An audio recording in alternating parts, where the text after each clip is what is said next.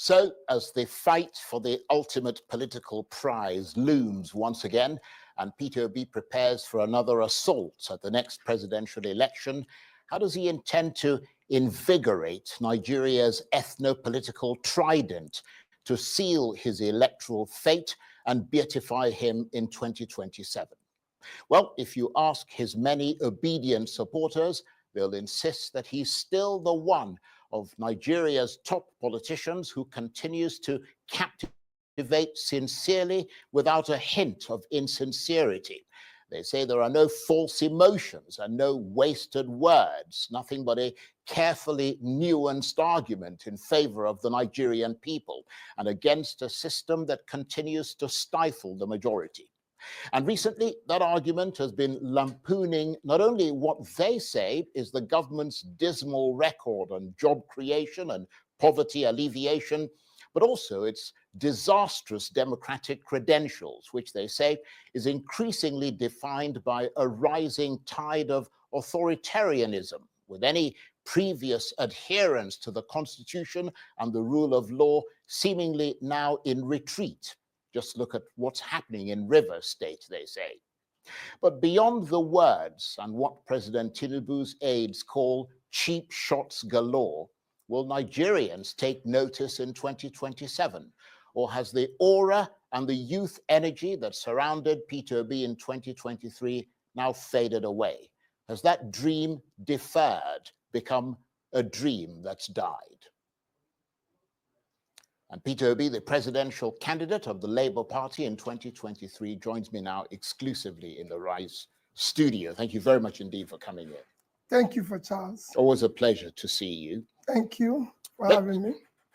Let's start with the end of the holy month of Ramadan for Muslim people, of course, who've been fasting for a whole month and are now celebrating at the end of it. So a period of special significance for Islam with lots of spiritual reflection. I wonder what your message is to Muslims at this auspicious time for them. Well, like I said in my tweets, first is that they've been able, after the fasting and everything, been able to reflect about our country. It is now time to say, where do we go from here? And as I wish them happy Salah, I hope we'll use whatever they've been able to reflect in the past 30 days to hope that we'll build a better Nigeria. And as you talk pointedly there about reflection, let's reflect on the 2 years into President Tinubu's term, what is known as the midterm. As we look into what he's been doing for the last 2 years, how would you assess his midterm? Well, Charles, you know, I always don't want to be involved in assessing this present government, because I've always remained consistent that he is doing well. Because what he promised the people is exactly what he's doing. That he will start and continue from where the previous government stopped. And that is doing well, Charles. You can go and use every measure. I've said it in this studio before. Somebody who made dollar at 300 and something, 400, is now 1,005. Charles is done fantastic. Same in fuel, same in everything, same in unemployment, you know, everywhere, in terms of democracy, in terms of everything, is in on the sliding side. And that is doing well, because that's what he promised. Well, I suspect they're likely to disagree with you. I mean, the president's team have suggested that his reforms are working and that his management prudence is bringing back international confidence. They say that growth may be slow, but it's on an upward curve, and that Nigeria's fiscal position has improved considerably, which is the precursor to investing in infrastructure and innovation such as technology. But you don't agree with that assessment? Charles, when you talk about improvement, there are not things you say. There are things people feel.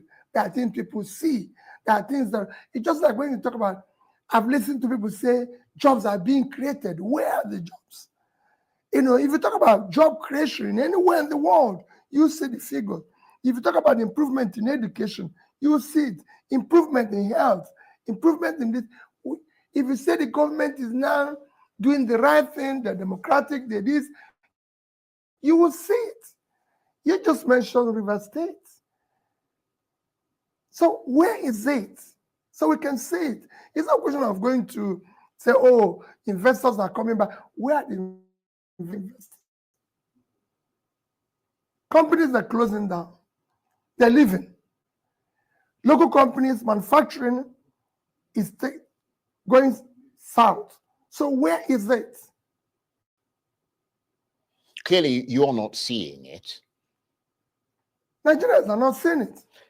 Are you possibly, as they say, missing the beat of the moment? His aides are suggesting that perhaps you're focusing too much on playing the opposition card and you're not seeing the increments that are gradually, you know, making themselves felt in this country. Charles, the Nigerians are not seeing it. I am one politician that moves around in Nigeria, and I know the feeling of the people. Yeah, but what about prices in the market? I mean, there have been some, maybe not enormous reductions, but there have been some significant reductions, even in fuel, for example, petrol prices. I mean, where did we start? They've fluctuated Charles, a little, but they've come down. Charles, where did we start? We started at about 200 to over 1,000, and now it's slightly below 1,000. You have to look at where we started. You didn't just say, oh, it's coming down. No, where did we start? What has changed? Consider the income of the average Nigerian. Those who are fortunate to have a job. What it now tells them if they're buying fuel.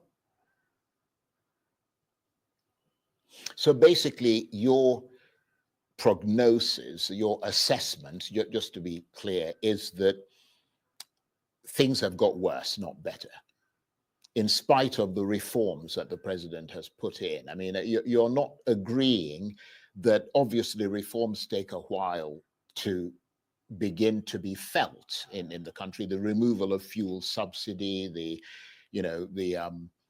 regularization of cost of naira and all the rest of it. I mean, you don't think that those things are reforms that needed to be done? Wouldn't you have done that if you were president? Charles, I believe that reforms take time for people to start seeing the gains of it. Well, that's what their argument is. But people have to see a clear roadmap that what they are sacrificing for, let's take fuel subsidy, which they say there's huge savings. Where is the savings being challenged? Well, they said, for example, and I'm not a spokesman for the government, but I have to play the devil's advocate because they're not here. I mean, they said that, for instance, more money is being given to the states. And if you look at the numbers, I mean, the amount of money that the states are getting, I mean, it's higher than it used to be. Although some are making the argument, and I suspect you are making the same argument, that because of the devaluation of the naira, what they're getting is not worth anything. Charles, if you are making a savings, you said, I want to save this money to be able to invest where? You have to invest in critical areas of development. And those critical areas of development are education, health, and pulling people out of poverty. Are we investing in it? Just no. Well, they would argue that they're investing in education. They're providing funds and loans for students, which has never happened in this country before, to allow them to be able to go to school. This country has universal basic education. And we have over 20 million children out of school. That is the critical area. It is the basic education that is critical area. We're not doing anything in it. Just today, I visited an IDP camp. There's over 40,000 people in IDP camps around Abuja. I'm not talking outside Abuja. The one I visited is in Abuja. With over 4,000, they don't have a primary health care. 4,000 or 40,000? Over 4,000. Right. 40,000 around Abuja. But 4,000 in this particular facility. Right, okay. They don't have a primary health care. They don't have a primary school. They used to have a primary school, which was there by UNICEF. It's closed down for the past 3 years. The kids are there. There's no primary school. There's no health care. So if you don't have that in Abuja, where do you have it? Where? And this is the one you said is free. Free and compulsory. So where are you investing the money? So your conclusion then is that there isn't a clear plan and a trajectory, that it's kind of all over the place. That is convincing. Because you have said, I'm removing this, you have to sacrifice, you have to suffer. Where are you investing it? It has to be clear. It has to be verifiable. It has to be visible. People have to see it. They have to feel it. Right. Let me move away slightly from the economy, because you have suggested that President Tinubu's political decisions and counter decisions are both a cause for concern and a potential threat to Nigeria's democracy. Broadly, tell us more. Well, I've said it and I maintain, Charles, there's no democracy in Nigeria today. Nigeria today is not a democratic country. Let's stop telling ourselves lies. If you look at all the tenets, look at all the yardstick of measuring democracy, it doesn't exist here. Simple definition, democracy is government of the people, by the people, for the people.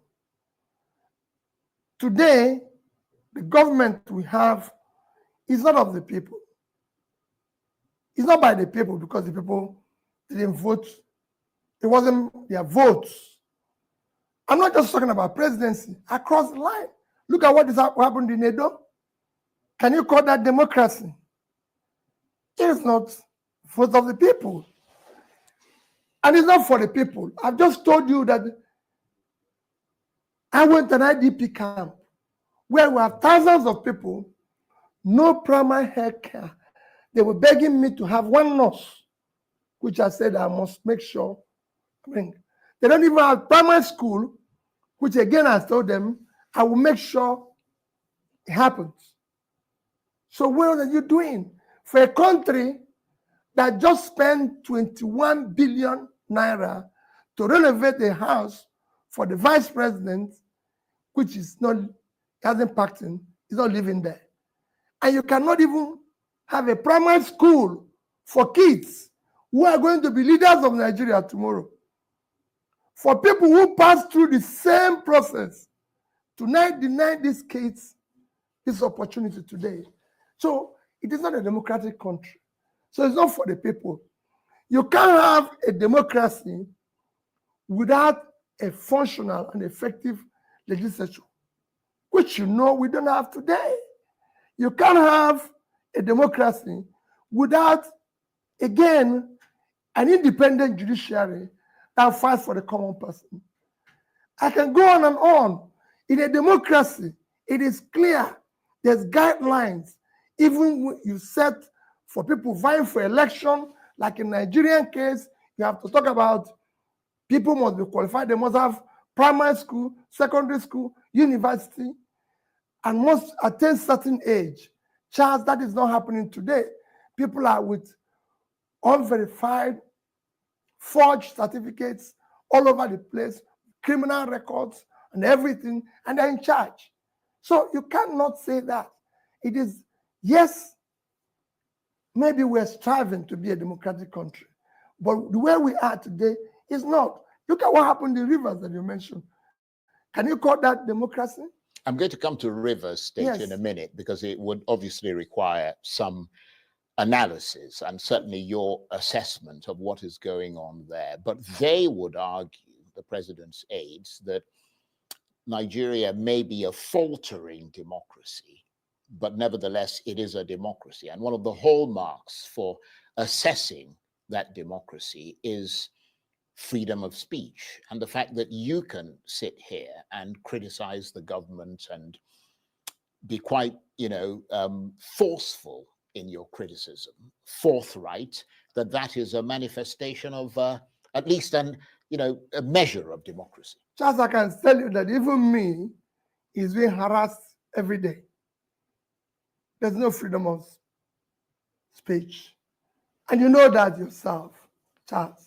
And I can tell you, and there's so many people who are being detained in one place or the other because they've made one statement or anything. Well, I haven't been harassed, to be fair. But yes, yes, maybe you've not been, but I've been. Well, that's unfortunate. So I can tell you that even that doesn't exist. But when you say, yes, he exists, Charles, when you go for an exam and you score 10%, it's a fail. I'm just giving you the real measure of democracy. We failed in all of them. So it doesn't exist. So having expressed this alarm, what do you anticipate to be the negative consequences of that threat to democracy that you talk about? What track is Nigeria heading towards as a result, and how damaging might that be? And how would you suggest Nigerians go about counteracting that? Well, for me, we're headed where we're headed. It will get worse. And when it gets worse, we're now going to threaten to a state of nature, of anarchy. Anybody can do anything you want. Everything is collapsing. Even when the people who are supposed to be seeing it are not seeing it. But you can see the negative impact in all the critical areas, even the education you mentioned, when you said people are being given scholarship to go to school. Student loans. Student loans. What is happening at universities, Charles? Our universities now are politicized, where appointments for management of universities are now political. You now fail local government election, you're appointed on your university board, university governing board, where vice chancellors, they even have been appointed without merit and everything. And the consequences that you see universities now giving honorary degree to all manner of character of people. So even that is deteriorating. His aides, and again, we have to balance the discussion, deny that there is any such threat to democracy. They say you are pulling the trigger on a non-existent gun and creating an unnecessary level of uncertainty where there is none. I wonder what your reaction is to that. Charles, I said, go to the people. It is not about me. I'm one with the people. They can say anything they like. When you are in government, you claim anything. But I deal with the reality. The reality is that things are headed south. Go and check all indices of development anywhere. I've told you what is improving. Is our literacy level improving? Is our health condition improving? Even them that are in government don't even go to hospitals here. So that shows that it's not even improving. The same thing goes. Are people being pulled out of poverty? There's still hunger everywhere. As the agricultural produce increasing, is manufacturing increasing? No. So where is it? So in the context of this high uncertainty with regard to democracy and the rule of law that you talk about, that suggests unpredictability and, especially for international investors, which is something they do not like. They don't like unpredictability. They don't like the lack of the rule of law, because obviously it threatens their investments, and ultimately that has an impact from what you're saying on the economy, doesn't it? That's it. Charles, the first thing you can say that you have a government is security of life and property, rule of law. These are intangible assets that you cannot ignore. It is critical. People go where there's law and order. Nobody goes where there's chaos. Where do you see the rule of law? You are here. You don't need to. I don't need anybody to tell you. You see it every day. Well, all this talk about democracy and the rule of law leads me inevitably to what you talked about previously, which is Rivers State. I'm sure you've been seeing the rising political temperature there over the past few months, which has heightened with considerable tension. But was it enough for a state of emergency to be declared? Capital no. You cannot, Charles, take the action that have been taken in Rivers State for what happened. There's a clear path to dealing with that issue. Rivers State for the past 2 years have become ungovernable for obvious political reasons and interests, which shouldn't be in a democratic environment. It's clear, it shouldn't be. I have been a governor, and I have left government, had issue with the person that replaced me, with my successor. But for God's sake, the state is far more important than anybody. We have a governor who have been sworn in as the governor. He should be allowed to govern. So what is your sense of what is behind that presidential declaration? Does it all seem straightforward, or do you detect a sleight of hand there? I mean, we heard a few days ago the former governor of Rivers State, Rotimi Amechi, alleging that President Tinubu's emergency rule in Rivers State is a tactic to intimidate governors who might not support the president in 2027. Is that a bit far-fetched, or do you subscribe to that school of thought? Well, for me, what happened in Rivers State is very unfortunate and is impacting very negatively to the little or remaining inkling or democratic space we had. He eroded a lot from there. So as for intimidating the governors for 2027, it shouldn't be. The governors are going to seek re-election. You're going to seek re-election. You're going to seek re-election based on what you've been able to do, your performance. On Nigerians, the governors just have one vote. It is because of what I told you that it is not a democratic country that you are trying to intimidate the governors. So you believe that that's what he's trying to do? If that is what I'm just telling you, if that is what he's trying to do, right, it's because it's not a democratic setting. But is it what he's trying to do? I believe so. I believe so. And of course, the manner in which the National Assembly, you touched on this briefly earlier, approved that state of emergency with a voice vote is continuing to cause ripples across Nigeria and beyond. Do you agree or disagree with those who say that trust and confidence in the National Assembly has been eroded as a result? Completely eroded. Very unfortunate. That's why I said there's no functional legislature. It's not there. Our political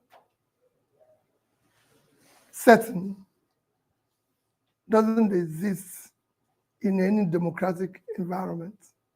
What was happening in River State, the state of emergency that was declared, you said it was unconstitutional, and you felt that the legislature, the National Assembly, had failed in its constitutional duty to checkmate that move. Were you struck by what appeared to be the absence of opposition voices in that process? I mean, you have Labour lawmakers in the National Assembly. You are a Labour man, Labour presidential candidate in 2023. And we didn't really hear much from them in opposition, did we? In spite of your very loud and unequivocal call for the state of emergency to be rejected. I mean, how much does that suggest that not only is the opposition, the Labour Party, very weak, but that you were unable to exert any influence on them? Charles, before going to the opposition, there were, even in the House of Representatives, a particular Labour member did everything possible to ensure that the right thing was done by ensuring that it is not a voice vote, that is a vote that must be properly recorded. Yeah, you're talking about OBI who yes, stood up, but that was a solitary voice. That's what I'm saying. Why didn't we hear more voices? At least it's from Labour, because it said no opposition. At least from Labour, at least, and there were others like that. They were shouted down. Even at the Senate, there were voices like that, like former governor of Bayelsa State, former governor of Sokoto State. There were voices. Yeah, but they were not Labour. No. But you said opposition. Yeah. But in Fair general, enough. the Nigerian political space was designed not to have opposition. Opposition doesn't exist here, Charles. If you want to look at where opposition exists, you compare us with other countries with similar trajectory. People have called me and said, look at what the oppositions are doing in South Africa. Look at what the oppositions are doing in other similar countries. But let's just use South Africa, which is, of course, the biggest economy in Africa today. And what they are doing, they have presidential system, but have been able to have a system that allows opposition to exist in their system. You cannot have opposition that is effective unless you have proportional representation in the legislature. If you don't have it, you're wasting your time. If you look at South Africa today, as it is, just check their election in 2019, ANC won 57.7% of the vote. They had 230 members. 2019, they had 40%. They had 160 members. While Democratic Alliance in 2019 had 20%, they had 80 people. In 2024, they had 21 plus, almost 22. They had 87 members. And that is the same thing for all other parties. And their leader is a member of that parliament. And you cannot cross from one party to the other, as you can do in Nigeria, without consequences. Once you cross from one party to the other, you lose your seat. Just even in the environment you know very well, the UK, you cannot have somebody from one party cross over to the other party without any consequence, without anything, and all that. So you have a system that works. And nobody's going to allow your member using contract, using this and all that, as is happening here. So it's a difficult thing. That's why we are clamoring that we must now change this constitution. We must now build a viable system. People have asked me, Peter, what are you going to do if you were there? I will make sure that this country is democratic. I will make sure that the opposition thrives by ensuring that I direct whoever and put all my own resources in terms of office to ensure that parties function the way they should. Today, they don't do that. You just have people doing all sorts of things in terms of, as I said, there's no democracy here. We need to fix it. Yar'Adua started doing it. He was sworn in here as the president, and he said, I will not allow the process through which I came to office to continue. I was a beneficiary of it, Charles. I had a free and fair second-term election. And that's what it should be. But instead of now having it growing the way you think things will be, we've taken 300 degrees reverse.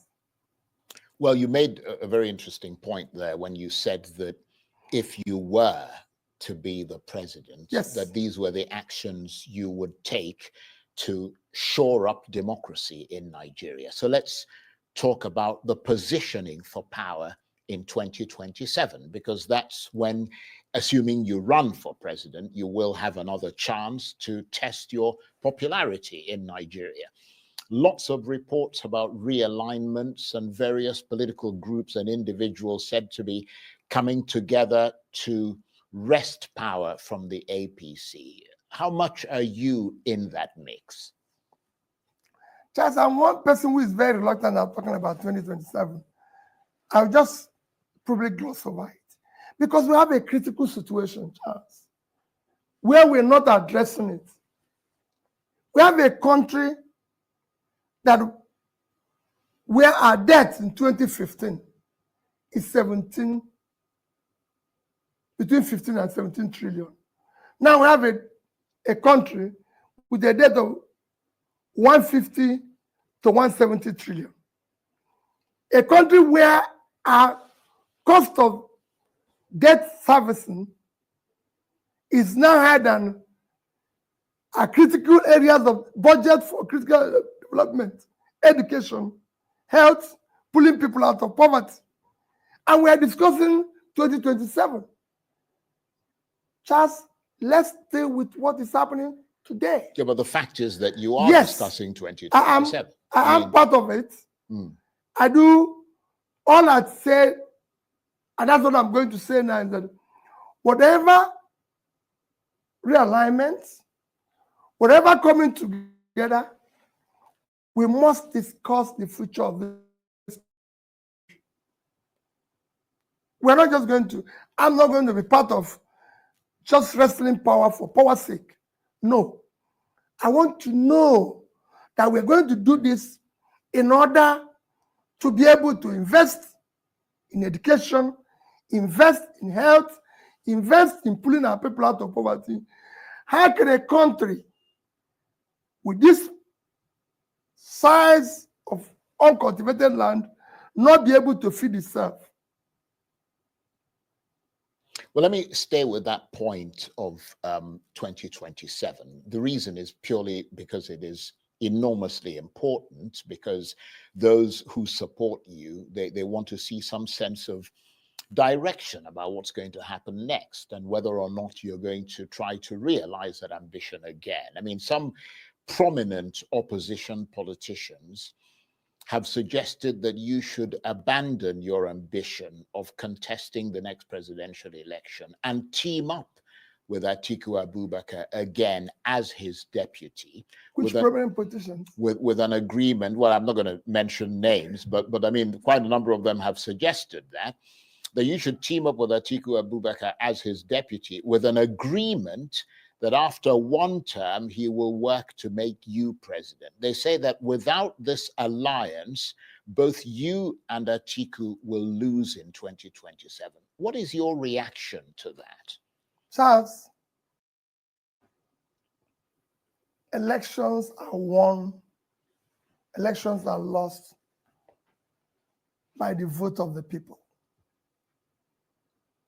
All these things you're talking and all these things people are talking is because we are not democratic. Charles, we are talking of working together for the sake of the country, not because of political posts. I've said it before. But if you don't have political power, you No. won't be able to change the country. Charles, agree with that. That's why I've always said, I'm not desperate to be president. I'm desperate to see Nigeria work. Charles, it is all these alliances, all these groupings that brought us to where we are today. Because people were blinded. Instead of seeing what they would do to make the country work, make the country productive, they were focused on wrestling power. What are we going to use the power to do? Yeah, but you ran for office in 2023. You wanted to wrest power from yes, the because APC. I wanted to do something. Right. Charles, I wanted to do something. I wanted to use it. By now, you would have been seeing the impact on education visibly.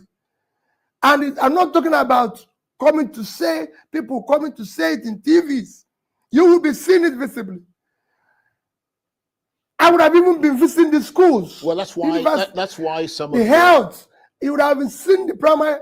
We have over 70% of our primary health care are not functional. But that's why some of your supporters are saying that for you to make this happen, you have to be able, you've got to be positioned, they say, to win the presidency. Don't say my support. Don't just say some of my followers. I want Nigerians to know it is about their country. Indeed. So many Nigerians today don't know where the next meal will come from. They don't know. Several people have been to hospitals where people can't leave the hospitals because they can't pay. We have less than 5% insurance, health insurance in this country, when comparable countries like Indonesia have 95%. Yes, but you're not going to be able to change that unless you become president. No, but the people have to know and know that this man can do it. Well, the argument is that even if you win in 2027, you'll be forced or prevailed upon to hand over to the North after just one term in 2031, which will not be enough for you to fulfill these electoral, let me just make the point, these electoral promises. Whereas if you worked with a one-term Northern presidency in 2027, you'd be more likely to scale through in 2031, assuming the North keeps to the agreement. Does that sound like a reasonable proposal to you? Because you mentioned Yar'Adua, who came into office. He had to come into office before he started trying to change things. Charles, the president that is there today, how many years has he stayed? 2 years. And you could see where we are. Look at the turn of things in 2 years. That means that you can change things in 2 years. If I was there in 2 years, Charles, that you would have seen considerable change. In critical areas, I would have tackled corruption head on. I would have reduced cost of governance. And you will see it. People will feel it. And those monies invested in critical areas. Our primary health care today, I told you, 70% are not functional. And we spent over 35 billion in conference center. Which conference? Who is coming for the conference? You need to invest your money properly. Just you have been seeing borrowed money invested in critical area. A country in Bangladesh with 148,000 square kilometers of land is producing about 60 million metric tons of rice. And us, with over 6 times that size of land, cannot do 10% of that. Charles, there's room here. You talked about devaluation of Naira. There's nothing wrong in devaluation. I would have done something. I would have allowed the Naira to float, but I would have done it in an organized manner. There will be productivity. The idea of devaluing your currency, allowing it to float, to be cheaper, is that you have productivity so you can export, so people can come and buy. But when you don't have productivity and you devalue your currency, it's double whammy because you have nothing to sell. So I would have injected money in productivity. Today, nobody is producing anything. Somebody told me a few days ago, say, oh, they've removed there's no more tax or this on some of the manufacturing inputs and everything. And all. I said, no. How can you manufacture? How can you do business when your interest rate is over 40%? Yeah, one of the biggest costs of manufacturing today, cost of production today, is interest rate. Charles, nobody borrows money at over 40% to do a business that is shared. You can only borrow, it's only government that is borrowing that amount of money at that cost.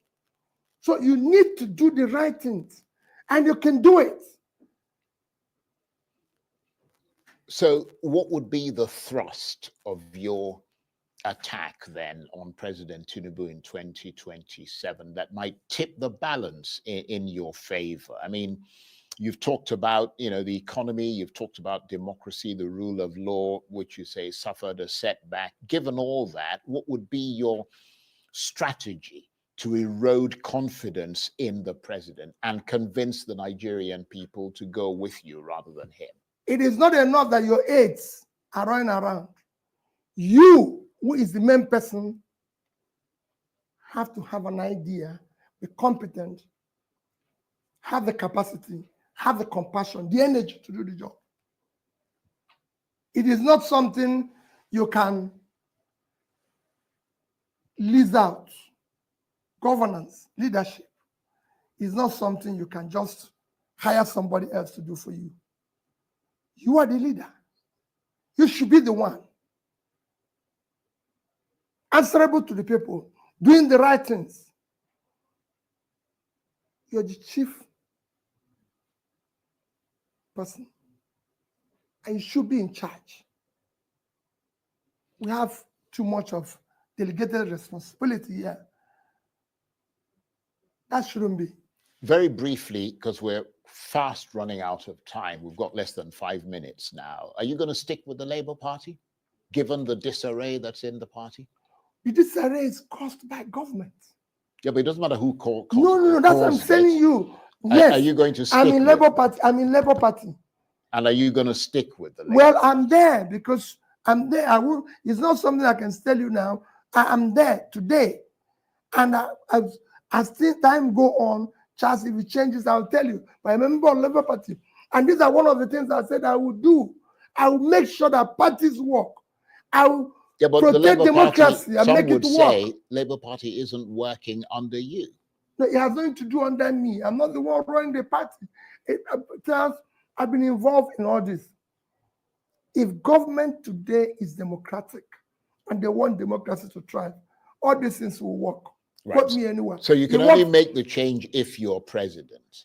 I've told you, Charles, I saw this we had a problem under Yaradua, for example, in my party. He told it in front of me, told the INEC chief, I don't want all these party issues in front of me. I want it to happen. I don't want all this. So you have to say you're democratic, practice it, believe in it, whether it favors you or not. Because that's what you want. You want to build a better, decent society that is organized. Right. Okay. We've got a couple of minutes left before we have to go, which is rather sad because I'm enjoying talking with you. Before we go, after what's been clearly a rather depressing discussion about the future of Nigeria, cheer us up with one thing that could make this country look better to the world. Well, Charles, I wish I can tell you. The only thing I can tell you is that it is what is happening can be turned around with a competent leader that has the capacity and compassion to serve. Because we have low-hanging fruits. There's nothing in following the rule of law. There's nothing in ensuring orderliness. There's nothing in fighting corruption. You know, people say it's difficult. It is not.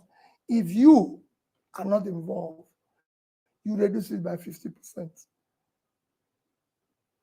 There's nothing in investing in critical areas of development. We're borrowing money, every left, right, and center. Invest that money properly. Tell Nigerians, come out, Charles, leaders come out every day and address their people. I will make sure I address Nigerians at least once every month and tell them what is happening. They want to know. I want to visit universities and tell them what is happening. I want to tour the states and see for myself what is happening. That's what it should be. We can change it. It's happened before.